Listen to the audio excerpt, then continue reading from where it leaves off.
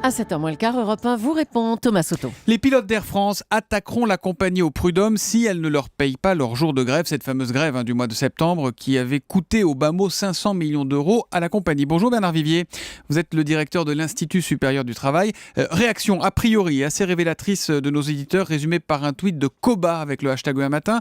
Bien sûr, et on devrait s'excuser de leur donner du travail en prenant l'avion. Alors au-delà de ça, l'employeur peut-il être obligé de payer les jours de grève ? Non. Le cas des pilotes d'Air France est un cas particulier que l'on peut expliquer de façon très simple. Lorsqu'un pilote part en mission, il part 2, 3, 4 jours. Et les pilotes d'Air France, quand ils ont déclaré grève, ont déclaré le premier jour de grève. Donc l'entreprise dit je ne vais pas vous payer l'ensemble des jours non travaillés parce que moi, je n'ai pas le temps de réorganiser toute l'entreprise. Et les pilotes mettent l'entreprise au prud'homme, au conseil du prud'homme, pour dire vous devez nous payer l'ensemble des jours et pas nous retenir uniquement le premier jour. Vous devez nous payer l'ensemble des jours de grève. Parce qu'en fait, pour être bien concret, ils partent 3 ou 4 jours, ils ne volent qu'une journée, c'est ça ? Non, ils se mettent en grève la première journée, oui. Et ils disent vous nous payez l'ensemble des jours où nous étions à disposition de l'entreprise, mais nous ne sommes formellement mis en grève que le premier jour. Et l'entreprise dit, en fait, vous nous avez manqué pendant tous ces jours-là, donc je vous retiens l'ensemble des jours absents. Est-ce qu'il y a une mais la question de fond est la suivante.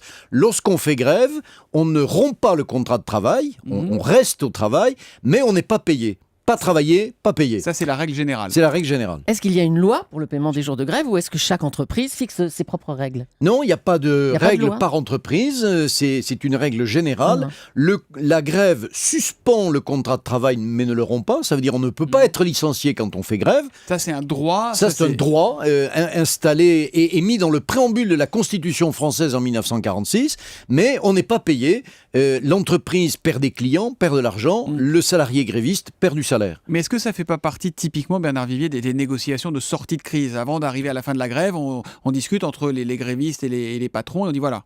Oui, alors c'est ce que l'on a vu pendant longtemps et que l'on continue encore à voir. La grève, c'est un phénomène évidemment grave, anormal, émotionnellement très fort. Et pour reprendre le travail, parce que les grévistes, les non-grévistes, ils vont ensuite, le lendemain de la grève, retravailler ensemble dans les mêmes usines, dans les mêmes bureaux. Et donc, psychologiquement, c'est très difficile. T'as fait grève ou toi, t'as pas fait grève. Et donc, très souvent, les entreprises acceptent de payer tout ou partie des jours de grève. Ça a longtemps été le cas à la SNCF, non, notamment ? Oui, mais c'est un phénomène qui est en train de se réduire. C'est-à-dire que les entreprises, on l'a vu à la SNCF en juin dernier, disent maintenant non, nous vous indiquons très fermement que aucun jour de grève ne sera payé au moment de la reprise. On a un tweet de Gérard avec le hashtag un matin. Les pilotes ont aussi cloué au sol hôtesses et stewards, non grévistes. Ces derniers ont-ils été payés ? Les dommages collatéraux, eux, ils ne peuvent pas travailler puisque les avions ne décollent pas, mais qu'est-ce qui se passe pour eux ? Les non-grévistes sont payés, bien évidemment. Ils sont au travail, même si l'entreprise n'est pas en mesure de les mettre en situation de travail. Et devant les prud'hommes, ils ont une chance d'être entendus, de gagner ces pilotes d'Air France ou pas ? Alors, il y a une jurisprudence, c'est-à-dire des décisions de tribunaux qui sont très variables. Il y a une décision qui avait été prise concernant les pilotes en 1998, mais depuis, il y a eu d'autres lois. C'est aléatoire. Le mot chance est un mot mal placé parce que on attend la décision de justice. Conseil de prud'homme, c'est le tribunal qui juge les conflits individuels du travail. Mais évidemment, les pilotes vont y aller à la queue leu-leu, les uns après les autres. Il n'y aura pas d'action de groupe. Il n'y aura pas d'action de groupe. On ne va pas dire c'est ça pour tout le monde. Non, c'est cas par cas. C'est les dossiers. Maintenant, les pilotes arrivent en disant, voilà, on a X dizaines ou X centaines de dossiers à vous présenter au même moment devant le même conseil de prud'homme. Mais par rapport à la jurisprudence que vous évoquiez, ils ont une chance de gagner même individuellement ou pas ?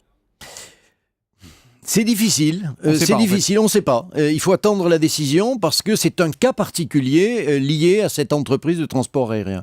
Les règles sont différentes dans le public et dans le privé ?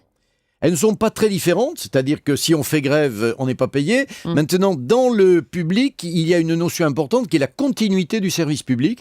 Et donc, il faut dans le public avertir, prévenir. Il y a un préavis qui est de 5 jours et dans certains secteurs, notamment le transport public, 13 jours depuis 2007. Et le préavis n'existe que dans le public ?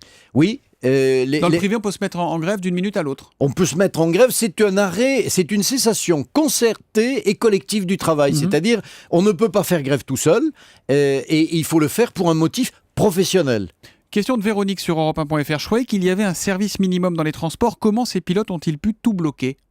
Non, il existe un service minimum dans le transport terrestre de voyageurs. D'accord. Voilà, donc c'est très particulier. Donc le train, les bus. Et puis, disons-le très directement, l'idée de service minimum, c'est une idée très ancienne, mais qui n'a jamais pris. Pourquoi ? Parce que quand une grève éclate, c'est comme quand un volcan explose. C'est tout d'un coup. Vous savez, il y a une vision juridique de la grève, mais il y a surtout une vision sociologique de la grève. Quand ça ne va pas dans une équipe de travail, pardonnez-moi l'expression, il faut que ça pète, et ça prévient pas. Est-ce qu'il arrive que les syndicats payent pour leurs salariés grévistes, compensent les centrales, la CGT, FO, la CFDT Oui, alors c'est un phénomène, c'est une démarche qui existe beaucoup. Par exemple, les syndicats allemands disposent d'une caisse de grève. En France, la CGT et la CFDT disposent de moyens financiers pour donner une aide financière à leurs adhérents. Il faut être adhérent de l'organisation. Une aide à leurs salariés qui sont en grève. Le nombre de grèves se réduit de façon considérable dans notre pays. On fait nettement moins grève aujourd'hui qu'il y a seulement 20 ans. Merci Bernard Vivier d'être venu en direct sur Europe 1 ce matin. Vous êtes, je le rappelle, le directeur de l'Institut supérieur du travail. Merci et bonne journée à vous.